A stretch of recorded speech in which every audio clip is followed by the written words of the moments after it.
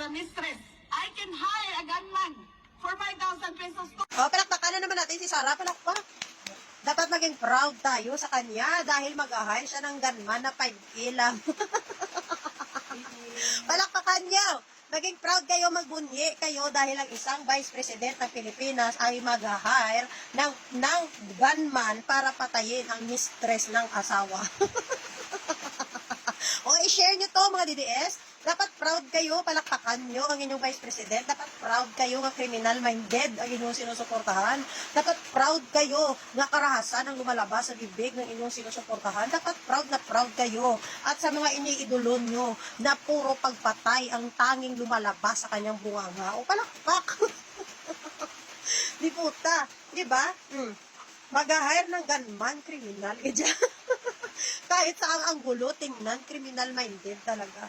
Talagang nananalaytay sa kadugo-duguan nila. Yang lagi pag may hawak na may kupulo, pagpatay agad ang pumapasok sa isip. Pero pag tinanong mo, tungkol sa issue ng Pilipinas at sa nangyayari sa bansa ng Pilipinas, walang alam, walang maisagot, walang comment. Pero pag sinabi, nagpanangira, yara agad-agad may nasasabi yan, walang hanggan.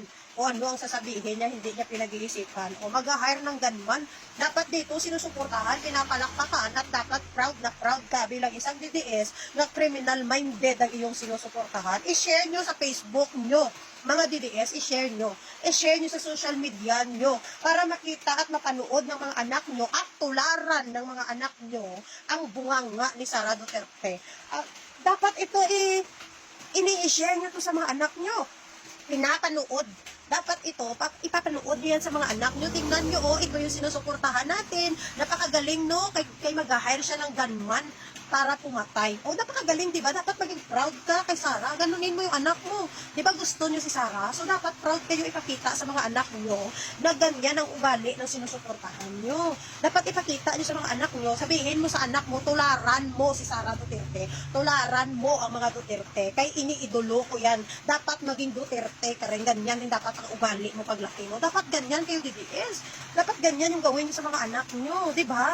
Di ba grabe suporta nyo sa mga criminal-minded? Dapat ganyan, ipakita nyo sa mga anak nyo para sundin nila, gayahin nila, at tularan nila ang sinusuportahan nyo. Dapat ganun. Di ba, DDS, gusto nyo yung mga Duterte? So, ibig sabihin, gusto nyo din ang ugali nila at gusto nyo ipamana ang ugali ng mga Duterte sa mga anak nyo. So, dapat proud kayo na si Sara Duterte mag-hire ng gunman na 5K lang.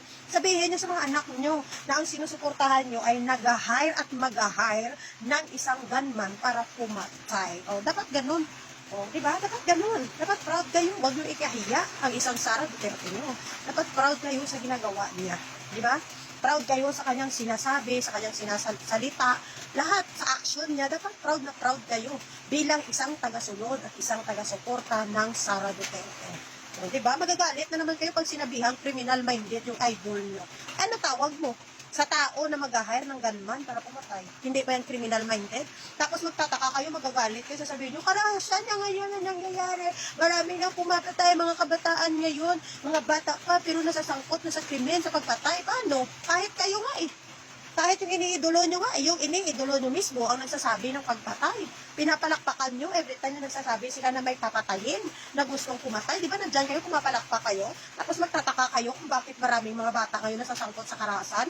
Paano hindi masasangkot sa karahasan? Kahit kayo nga, suportado at sinusuportahan ang mga utak kriminal.